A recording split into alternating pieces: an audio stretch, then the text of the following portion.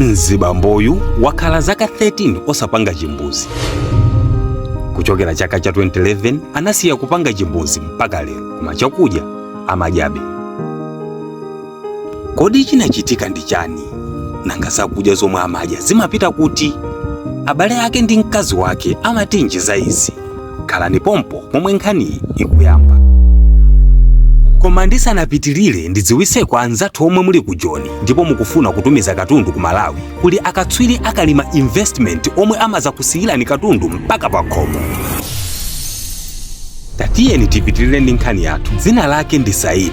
Mzibamboyu anali minibus driver ndipo anali ndi banja la chisangalalo kufikira mu chaka cha 2011 pomwe Mzibamboyu anangosiya kupita ku chimbuzi kwa masiku, mawiki, miyezi mpaka zaka. Wakhala akuyenda mzipatala zosiyanasiyana, koma mzipatala zonsezi ati sanaone vuto lililonse mwa iye. Ayesapo kwa azisamba, koma ndi uyo sanaonepo chimbuzi mpaka lero, koma kukoza kokha ndiye amakoza. Thupi lake ndilofowokeratu ndipo anaonda kwambiri, ndipo achibale onse anatopa ndi kudwazika matendawa, koma mkazi wake Zamunda ndiye khaye yemwe anali ndi chikondi chenicheni pa Saidi. Amamusamala mamunayo ndipo amakhala naye chifupi nthawi zonse munyengo zowawa chonchi. Saidi ati amamva nthawi zonse mthupi kufowoka, pena chizungulire, ndi muja mmene munthu amamvera akamadwala malungo. Chidule moyo wa Saidi ndi wapendapenda.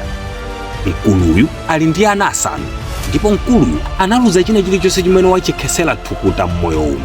Kuyambira galimoto lake, manyumba ndi malo, zonse zinathera mzipatala kamba koti apeze mtendere.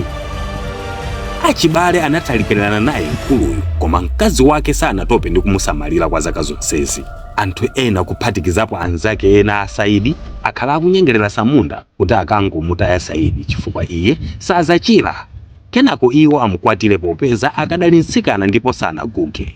Koma Zamunda analumbisisa kuti zingavute maka sangamusiye yekha Saidi ndipo azamsamala kufikira kumapeto kwa moyo wake wonse.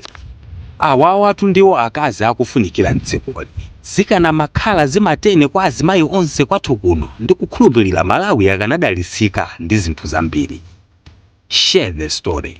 Video iyi yapangidwa sponsor ndi Akalima Investment. Aja Akalima Investment amayenda dera lililonse ku South Africa kunkana atolera katundu. Ayimbireni foni kuti mumve zambiri.